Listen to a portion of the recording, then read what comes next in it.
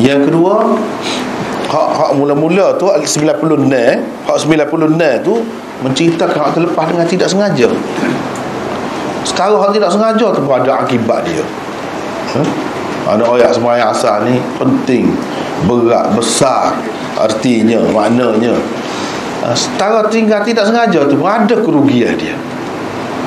Lepas tu ni nak cerita tentang hak tinggal dengan sengaja. Yang kedua. Yang ketiga,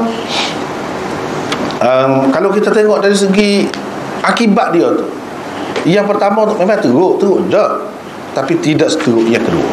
Hak yang kedua ni lagi teruk. Jadi nak masuk dalam syurga lagu mana kalau amalan terhapus belakang, kosong belakang, tak ada ruang, tak ada peluang dah nak masuk dalam syurga kalau amalan itu terhapus. Apa yang terhapus gitu more lah. Sembahyang lain tidak terhapus gitu. Ini menunjukkan seperti kita kata tadi, ada juga amalan-amalan yang jadi terhapus, ada juga. Tapi pada dasarnya kalau kita buat kebajikan, Tuhan bagilah pahala. Itu pada dasarnya. Janganlah ada benda-benda yang dapat menghapuskannya pula. Di antara yang menghapuskan amalan seseorang tu, ni melepaskan sembahyang asar dengan sengaja. Jadi mana kena ambil berat benar lah hak ni. Hak lain sebab ambil berat dah. Dia kata hafizu ala salawat, jaga molek semaya-semaya tu. So jaga dah. Wassalatil wusta, dan semaya wusta. Dia sebut secara khusus. Mana kena jaga molek, tu kena jaga lebih lagi. Salatul wusta tu kebanyakan ulama mengatakan semaya asar. Jadi dia sebut secara berasingan. As-salawat tu masuk dah semaya asar secara umumnya. Tetapi oleh kerana penting sangat sembahyang ni, istimewa sangat, jadi kita tak faham lah bapa Allah SWT buat gitu sembahyang asar. Tak faham. Bapa yang nak jadi lebih, tak faham. Kita tak tahu. Hak mudah je kita serah ke dia lah. Hak mudah je, tak sudut korek lah. Apa? Kalau korek pun tak setuju juga. Ilmu tu hal luar. Jadi apa je sembahyang ni kalau nak kira, sembahyang zuhur nombor 1 kalau nak kira kan, hak Jibril bagi ajar. Sembahyang asar nombor 2. Apa yang nombor 2 ni jadi lebih? Kita kata nombor 1 lah lebihnya. Ataupun akhir sekali kau lebih. Tidak begitulah. Gini. Nak we mudah faham. Kita kalau ada anak, anak hak jadi sekali tu nombor berapa? Ikutlah, dia sebut dah. Nombor 3 misalnya dah. Bapa nombor 3 cuba tanya dah. Bapa nombor 3. Tak boleh jawab kan? Atau apa nombor? Kita boleh tengok kan, boleh tengok. Anak kita mana-mana tu hak paling hak paling baik, hak paling lebih lah. Dia ada kan? Hak bosu kita kata. Bapa hak bosu. Tak boleh ayat juga. Hak tu kita boleh tengok tu. Anak kita sendiri. Ada sebab apa kita tak boleh ayat? Sebab bukan kerja kita. Tu ya. Kalau kerja kita boleh ayat. Bapa tak pergi main sebab gini-gini. No. Bapa tak mari main sebab gini-gini. Hak tu tidak kerja kita. Kerja Tuhan. Bila kerja Tuhan, tak boleh nak jawab lah kita. Nak tanya dia tak boleh. Sesok baru nampak. Sesok baru kita tahu. Banyak benar lah kita pedangnya tak boleh jawab. Apa yang jadi lebih tu kita kata tak tahu. Kalau kita jawab tak tahu, tak boleh kata tak pandai, jahil. Tak boleh. Jawab tak tahu tu lebih baik lagi sebenarnya. Jawab tak tahu, Tuhan tahu. Sebab apa kerja kita. Kalau nak tebal-tebal juga, hak tadilah jawab tu dulu.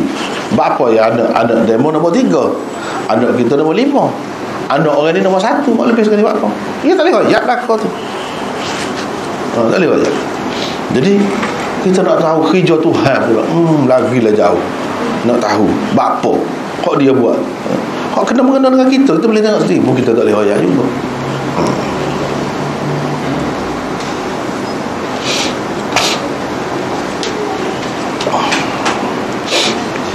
Tak apalah.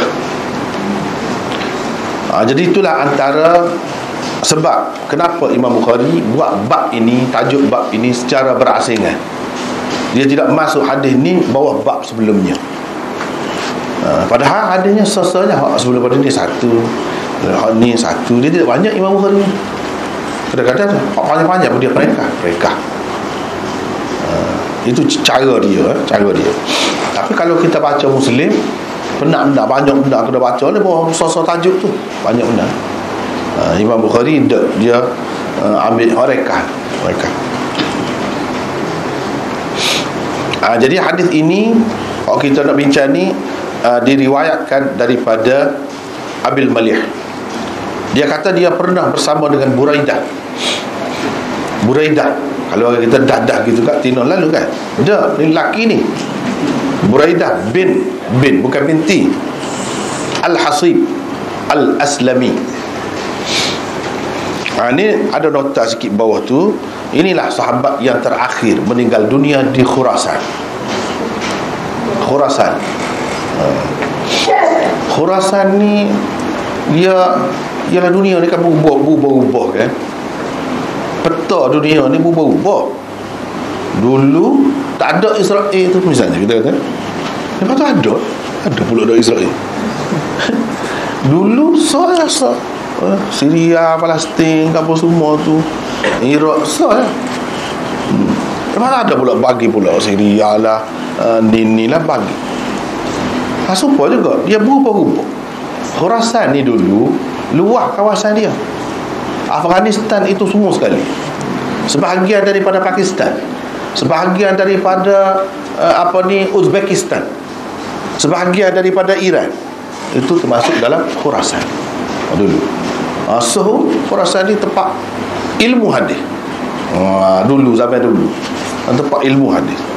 Jadi Imam Bukhari duduk di Bukhara tu dalam kawasan Khurasan juga, walaupun ni dia duduk dalam Uzbekistan tu. Ni duduk dalam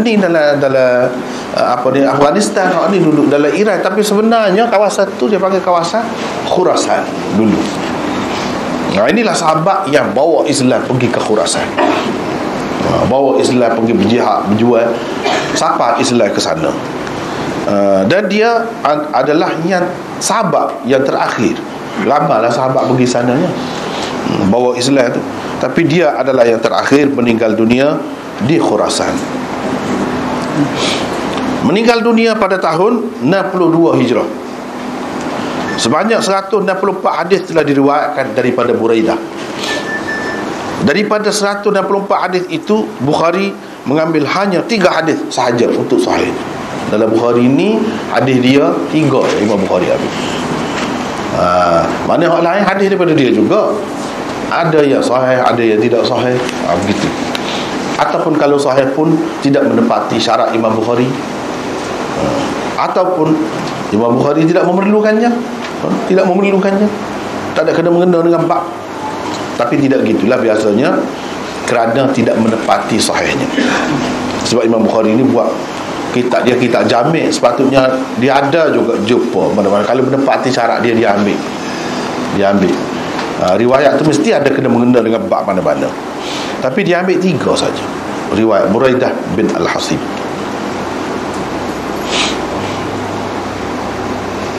Jadi pergi pada dalam satu peperangan pada suatu hari mendung. Dia pergi perang kan? Maka kata Buraidah, segerakan sembahyang asar. Kerana Nabi SAW bersabda, sesiapa meninggalkan sembahyang asar, terhapuslah amalannya. Jadi segerakan sembahyang asar itu ada 2 maknanya. Satu, mereka ni dalam berjihad kan, musafir ni berjihad lagi, musafir lagi. Kira-kiranya segerakan sembahyang asar tu, yang ni jamak takdim lah, kita buat jamak lah, biar selesai lah. Kalau kita buat suku-suku, boleh jadi dalam keadaan perang ni kan, ada keadaannya terlepas pula, dalam keadaan kesibukan tu terlepas. Tapi janganlah sampai terlepas lah ni, katakanlah kita tenang lagi dalam masa zuhur. Jadi kita segerakan itu maksudnya kita jamakkan dengan zuhur. Jadi jamak takdim. Satu mana ni? Satu lagi, segerakan sembahyang asar dengan arti sembahyang berasingan lah, suku-suku lah. Tapi buat sembahyang asar ni di awal waktunya. Di awal waktunya. Kebetulan ketika itu mereka tidak sibuk. Jadi kita segerakan sembahyang asar. Bukan makna segera sembahyang asar ni sebelum masuk waktu asar. Tak. Tapi maksud dianya di awal waktunya. Itu maksud segerakan sembahyang asar. Mana dia ambil berat tu. Sahabat ni ambil berat tentang sembahyang. Dan dia sebut, apa yang dia gomong sebut, segerakan sembahyang asar tu. Kerana Nabi SAW bersabda, ada khusus berkenaan dengan sembahyang asar ni. Sesiapa meninggalkan sembahyang asar, terhapuslah amalannya. Hak lain, sembahyang lain tak ada kata begitu. Tak ada kata begitu. Sembahyang asar dia sebut secara khusus. Jadi dia pun ingat benar lah pesanan Nabi SAW tu, suruh anak buah dia sembahyang asar cepat, segera.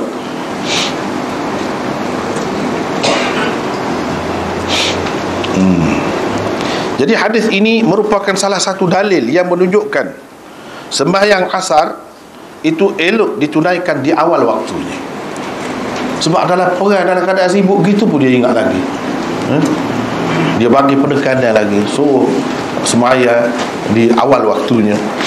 Ini menunjukkan asar dia hak semolek-moleknya, sebaik-baiknya sembahyang asar itu di awal waktunya.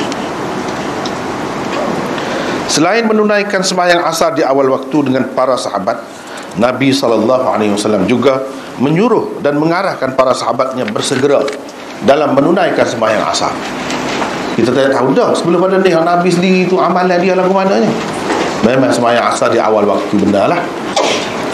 Itu sudah lepas dah. Kita nota ni pun duduk bincang cara kau sembahyang asar, waktu asar. Nabi sembahyangnya memang di awal waktunya. Lepas tu dia suruh pula sahabat-sahabat dia tu sembahyang di awal waktu. Pendek kata, berhubung dengan sembahyang asar di awal waktunya itu terdapat sunnah fi'liyah dan qauliyah Rasulullah sallallahu alaihi wasallam. Jadi sunnah fi'liyah ni orang Nabi buat sendiri. Orang cerita, dia buat. Itu fi'liyah apa panggil? Sunnah juga. Hak dia buat, kait dengan dia buat tu. Hak ni dia kata Nabi sallallahu alaihi wasallam kata gini. Ini berkait dengan sunnah qauliyah. Sunnah yang merupakan ucapan Nabi, kata-kata Nabi. Jadi sunnah ni banyak. Ada sunnah fi'liyah, ada sunnah qauliyah, ada sunnah taqririyah, ada sunnah hammiyah, macam-macam ada sunnah tu. Jadi kita perlu tahulah fi'liyah lagu mana hak dia buat, qauliyah hak dia kata, taqririyah hak dia akui. Dia tidak buat, dia tidak kata, tapi dia ngesahkan tak apalah buat depan dia. Kalau tak boleh dia tegur lalu, dia tegur selalu. Dia tak kata apa tu orang panggil taqririyah. Sunnah juga. Sunnah juga. Biasa-biasanya dalam kitab-kitab agak dia buat contohnya Nabi SAW orang makan dok depan dia. Dia tak makan dok. Dia tidak makan tapi dia tidak larang. Dia tidak larang orang makan depan dia tak. Itu taqririyah lah tu. Hak dia akui. Dan banyak lagi di celah-celah kita sudah belajar dah sebelum pada ni, banyak benar lah hak lagu tu. Dia senyap, dia tak kata apa. Ada juga orang panggil sunnah hammiyah. Hammiyah ni dia nak, kalau aku tahu gini-gini, aku nak buat gitu. Walaupun dia tak buat, macam benda tu molek lah tu. Macam benda tu molek.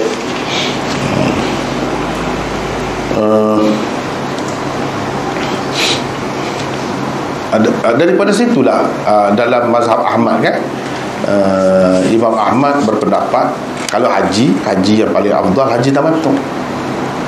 Orang kata Nabi sendiri buat haji ke apa? Orang kata orang jawab macam-macam lah. Ada yang kata haji ifrat, ada yang kata haji qiran ke apa. Dan Nabi sendiri tidak buat haji tamattu, apa lebih afdal? Dia kata sebab ada sunnah hammiyah. Itu jawapan dia, sunnah hammiyah. Hammiyah tu maksudnya dia nak, dia kata kalau tidak kerana saya ni bawa dah binatang kurban bersama, nescaya saya buat sebab kamu juga, sebab saya suruh kamu. Jadi batalkan haji kepada umrah, buat umrah dulu, lepas tu buat kerja umrah ke apa, setelah sampai sana di Mekah tu, lepas tu buka ihram. Buka ihram beberapa hari, bebas sungguh lah.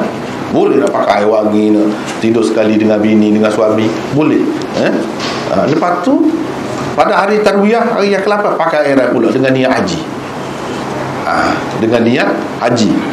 Tapi celah tu sudah bebas dah, sudah buka dah ihram tu. Ada orang panggil haji tamattu. Imam Ahmad kata hak tu paling boleh. Imam Syafi'i kata haji ifrad boleh. Wajib haji saja. Haji saja. Umrah suku, buat suku. Qiran, Imam Abu Hanifah kata qiran paling boleh. Ini buat sekali lagi, kedua-dua sekali. Niat kedua-dua sekali. Tapi tak buka ihram lah, tak buka ihram. Tak buka ihram. Mana selesai buat umrah ataupun buat haji dulu, tak buka ihram. Terus buat dengan pakai ihram tu. Haji tamattu, nak cerita tadi yang Imam Ahmad ni apa dia kata lebih afdal haji tamattu, sebab dia kata ada hadis hamiyah. Nabi kata kalau tidak sabit ni, law istaqbaltu min amri mastadbartu lama suqtul hadiah.